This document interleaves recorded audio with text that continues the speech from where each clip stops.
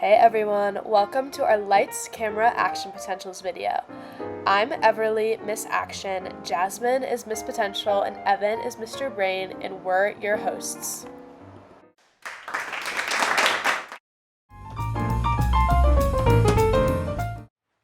What is a neuron? Neurons sense changes in the environment, communicate to other neurons, and command the body's responses. They're the longest-lived cells in the body.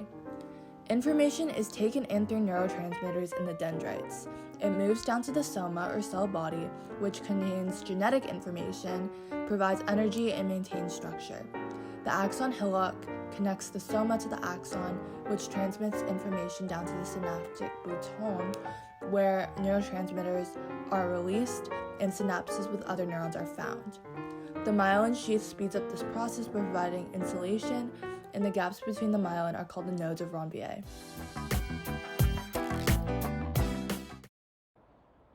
I'm your second host today, Mr. Brain, and I'm going to be talking about resting membrane potential and how it is maintained. The two main things that maintain resting membrane potential are the sodium-potassium pump and leak channels. So this is a sodium-potassium pump. It is a pump in the cell membrane that moves sodium ions out of the cell and potassium ions into the cell using energy in the form of ATP. So as the phosphate group leaves ATP, it attaches to the pump, changing the shape of it, which pushes 3 sodium ions out of the cell, and then the phosphate group leaves the pump, causing the shape to revert and pushing 2 potassium ions back into the cell. This is a potassium leak channel that uses passive transport to allow potassium to flow out of the cell without using ATP in the direction of the concentration gradient. And those are the 2 ways that the cell maintains resting membrane potential.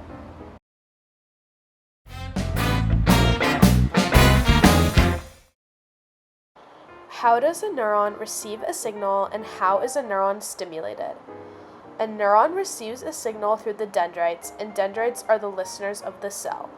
Receptors receive and process this message and then send them to the next neuron. Neurons are stimulated in protein receptors by different types of channels. Ligand-gated sodium channels remain closed until a ligand neurotransmitter binds to the channel.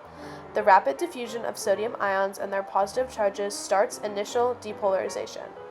Mechanically gated sodium channels open in response to pressure and are a physical stimulus, and when open, allow positive sodium ions to also flow into the cell, causing a change in membrane potential.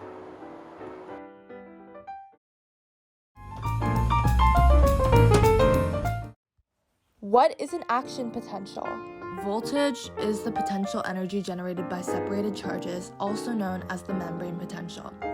Current is the flow of electricity from one point to another. This can be calculated using the formula voltage over resistance, with resistance being whatever is getting in the way of the current. Action potentials are produced by voltage-gated channels, which open and close in response to changes in membrane potential. Voltage-gated channels cycle through 3 different stages. When the channel is closed, it won't let any ions in. This occurs at about -70 MV. At -55 MV, or the threshold potential, the channel opens and lets ions through. Shortly after, the channel becomes inactivated and stops letting ions through, and the cycle repeats. How does an action potential occur? Throughout the voltage-gated channel cycle, the membrane potential fluctuates. Starting at a resting potential of -70 MV, ligand-gated sodium ion channels open. This causes an increase in membrane potential up to the threshold potential of -55 MV, opening the voltage-gated channels and allowing sodium to flow in, further increasing the charge. This period is called depolarization. The voltage peaks as the sodium channels become inactivated and the voltage-gated potassium channels open. When the potassium ions flow into the cell, the membrane potential depolarizes. decreasing charge rapidly until it becomes even more polarized than at rest. This period, called hyperpolarization, is when both voltage-gated sodium and voltage-gated potassium channels close. The sodium-potassium pump then helps the cell return to its resting membrane potential. Because the channels must cycle through open, inactivated, and closed, a second action potential must wait until the channel is closed again before it can open. This is called the absolute refractory period and prevents action potentials from happening too closely or moving backwards. After the channel is closed, and while the potential is still hyperpolarized, the channel is capable of being opened and able to send a new action potential, but it requires a very strong stimulus. This period is called the relative refractory period.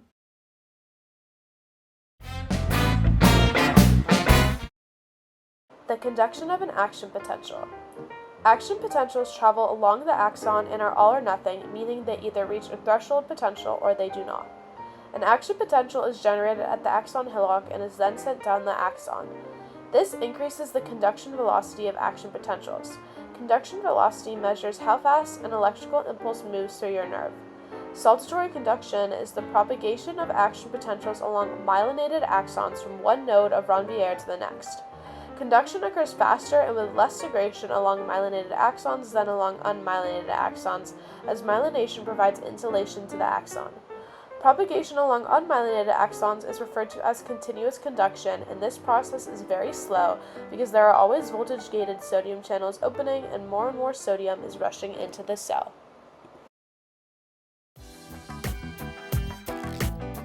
Action potential is important because they are responsible for communicating information in the peripheral nervous system to the central nervous system and transferring commands that initiate in the central nervous system to the peripheral nervous system. Basically, without action potential, nothing in our nervous system would be possible, and that's why you should study the mind.